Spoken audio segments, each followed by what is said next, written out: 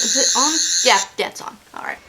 Hi guys, this is Sarah from Owl Feathers Cosplay, and today I wanted to do a vlog answering some of your questions and then covering a topic that is near and dear to my heart, which is cosplay stereotypes. But before we get into the cosplay stereotypes, let's get on with your questions. The first one comes from Steven, who asked me, what made you decide on Jaina Solo as opposed to other Star Wars characters? And what story look did you base it on? And that is a great question, Steven.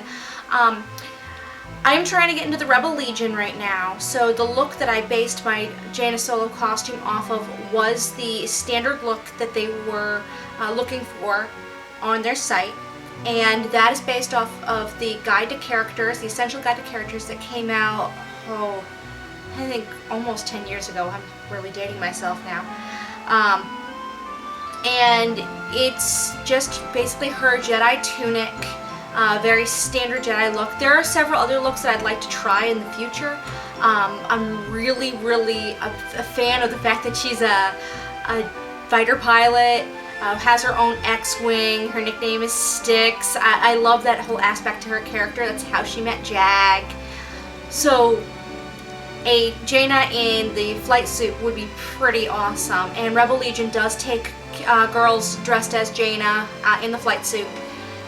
They don't accept it as an official character, but they will accept it under a X-Wing pilot. So that's one I'm looking forward to doing, maybe in a couple years. It's not way high on my cosplay list, but it is something that would be really cool to do. The other look that would be fun to do would be one of her other signature looks from the books. The Mandalorian would be the top of that list. I think it's so cool that she's trained by Boba Fett in the books so that she could defeat Jason, and seeing Jaina as a Mando would be really cool. So yeah, that's a thought. And my husband is a huge Boba Fett fan. So that would be a plus for him, because he really wants to do his own Mando suit. So it'd be fun, two of us doing that. I chose Jaina because out of all the Star Wars characters in the Star Wars universe, she's always been my favorite. I started out reading the Heir to the Empire, the Hand of Thrawn trilogy, back when I was 13 or 14. And that was the introduction to the Star Wars universe in the books. And from there, I never turned back. After that, it was the Jedi Academy, and then the Anakin stories, and I'm trying to think of, it was Jedi Academy, Young Jedi Knights. I kept on reading them and just eating them all up. I couldn't get enough of them. As you can see, my whole shelf here is all Star Wars books right now. And Jaina quickly became my favorite character because she was Leia's daughter. And she had a little bit of Han in her, and she was good with her hands, and I really identified with her. And I always thought it was kind of creepy as a kid that I looked a lot like her. I always thought. I probably don't, but as a kid, I thought it was really cool that I looked like her, because I always wore my hair parted to the side like she did in the covers of the books, and so that there was a lot to that. I loved her story. The fact that she had a twin brother, and my brother and I are really close, but actually all three of us are really tight-knit.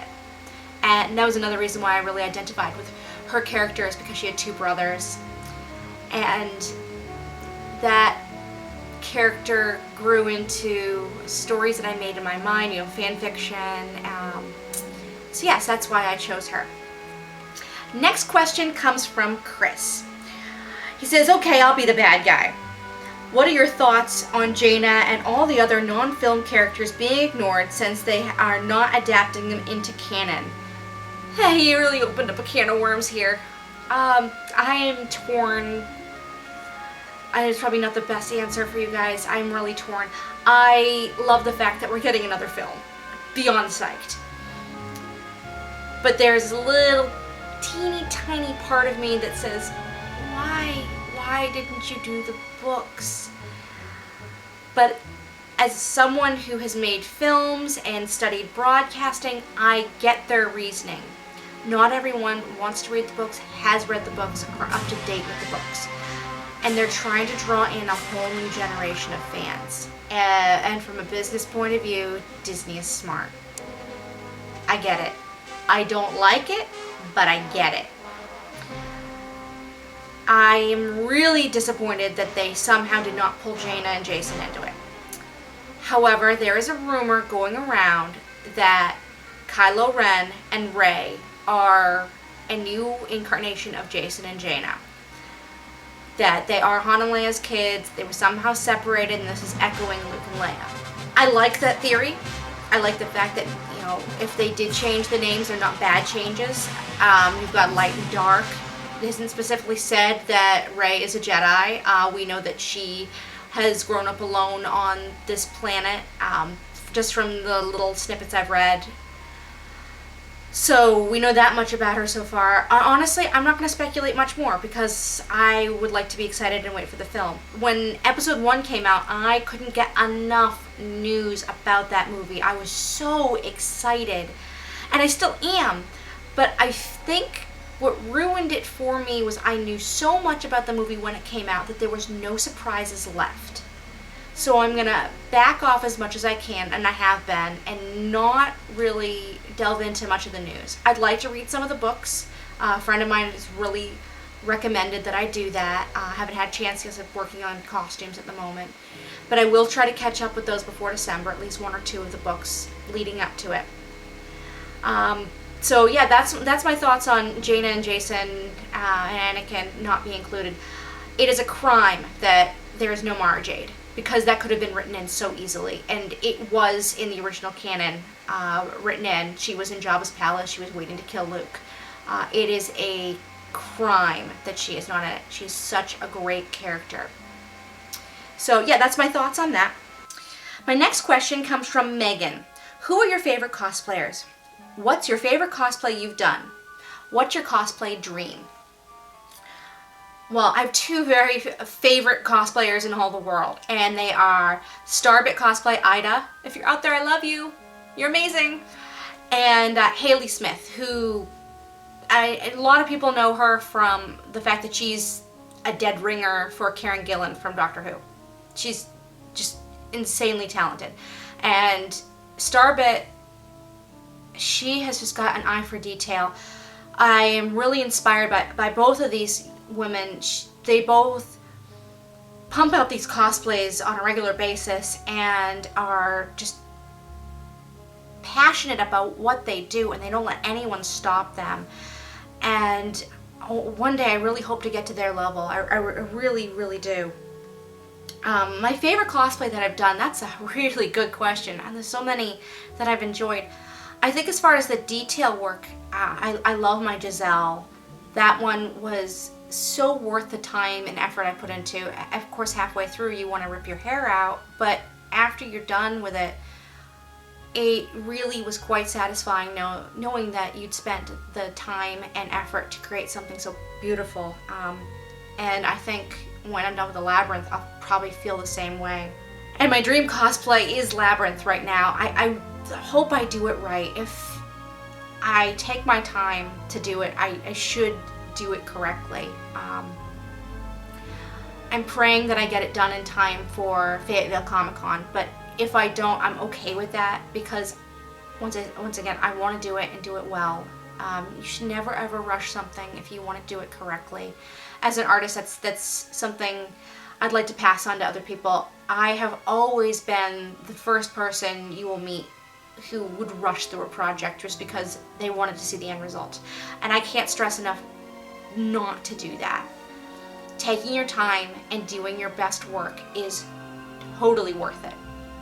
So yeah, Labyrinth is probably my right now my dream cosplay, and I'm so glad that I'm able to do it. There are probably more out there that will become dream cosplays. I am really excited about doing Lily from Legend in the future, and I've heard more and more people want me to do Arwen from Lord of the Rings, and I really look forward to saving up the money to do it correctly, which is with the velvet, and I want to dye it the midnight blue that the original blood red dress is on the main part, which is midnight blue. It looks black in pictures, but I don't care if it looks black in pictures. I want to do it right.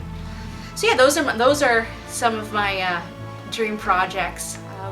Maybe one day I'll put up my cosplayer app photo of all the things that I want to work on for you guys and give you sort of a peek into what I have planned. I sort of get ashamed when I look at my list, like, there's so many I'm thinking of doing. I don't know if I should do them all. So that's why I don't share them like some people do. My last question. Do I agree or disagree that Han Solo is a tool?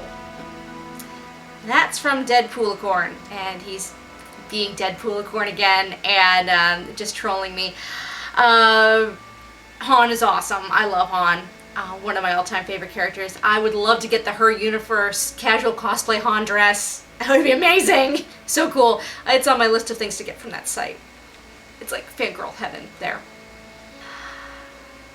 I wanted to talk today about the issues that are coming up more and more in the cosplay community with shaming and perceptions of what a real cosplayer is. It is really sad that something that started out as this wonderful form of art and way of expressing yourself has come down to almost Playboy bunny status. You have to look a certain way in order to become a famous cosplayer. It makes me sick. It really does. You don't have to be famous and you don't have to be skinny to cosplay. You just don't. Cosplaying is about having fun and bringing your characters to life. It's about creating costumes and using your imagination and becoming the characters that you always have dreamed of being. For me, cosplay is not just becoming a character. It is creating art. I really enjoy the process of researching a costume, to sitting down with the machine and sewing, to doing those last little details that make a costume so special and unique. Even if no one catches those details, I know I've done it. I know I've done the research. And it is my art. And I'm always improving it. I've gone back with many of my costumes and I've added things and made them better. And that's what art is. I think people have forgotten when it comes down to it that that is really what cosplay is. It is art. And nothing more. It's not about going out and who's the prettiest or who looks the most like a character. It's nothing about that. It never was. It's about taking the time to create something from the passion that you have for the fandoms that you enjoy. And on a lighter note, I was sent this really cool article, and it's what types of cosplayers are you? And there's 5 different types, and I thought they were really fun. And the first one was the builders. The builders are the ones that you see that make the armor, and they spend all the time working on these big elaborate costumes, and sometimes making molds and pouring metal and spending hours in Home Depot and in their garage. And I am so impressed by these people who can make armor. I've not even touched that yet. Something in the future I'd love to do. But they're the cosplayers that you see tromping around in their World of Warcraft armor. I mean, they are just awesome. But they're not going to be in their costumes all day because they're so hard to get on and stay in, and they're really, really hot.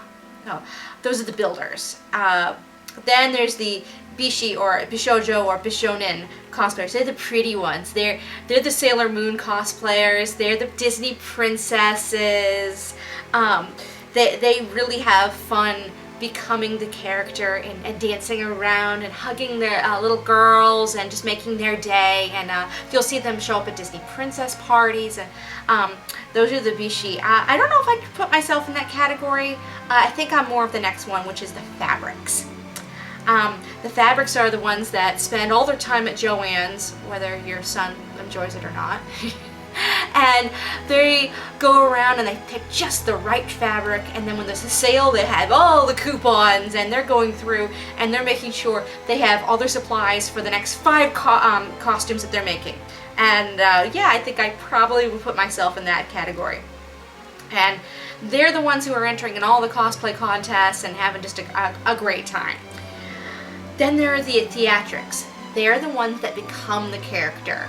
Whether it is by makeup specifically, or they pick up the accent, or they go around and they act exactly like the character and stay in character all day. Those are the Jack Sparrows of cons, by the way, that completely, or the Deadpoolicorns. They're the ones that you go up to and you don't know if they're being serious or not when they talk to you. Or they'll shout out to you who are in costume and are not in character something from whatever film or movie you're portraying and kind of catch you off guard. Those are the theatrics. Then there's the lulz. Back to Deadpoolicorn. They're the ones that get all dressed up for the giggles and chuckles. They are the ones that come up with the really crazy mashups just for laughs. They're the glaring Luigis of the cosplay world. And I love them for it. They're the ones I look forward to seeing at the cons almost more than anything else these days, because there's just so much competition in the cosplay world that it's just nice to have someone dress up just for kicks and grins. So those are the types of cosplayers out there, and I thought that article was wonderful. I just wanted to encourage you all who enjoy cosplay, who are thinking about getting into it, or have been in it for a long time. Cosplay isn't about having the perfect costume, the perfect body, or the perfect face. Cosplay is just about enjoying being in costume and having fun. Never ever stop doing what you love. It is a great hobby to get into. For me, I've actually begun to make a little bit of a living off of doing it, which is wonderful. Making costumes for other people, which is a joy. I love seeing other people wear the things that I have made. It's a privilege. And not everyone can make a living off of it, and that is okay. But if you're doing it and you're having fun at it, then you're doing it right. Thanks for watching my video today. I really hope it's been an inspiration to you all, and I do hope to do more question and answer sessions in the future. If you like what you watched today, hit the subscribe button below. We'll see you soon. Bye!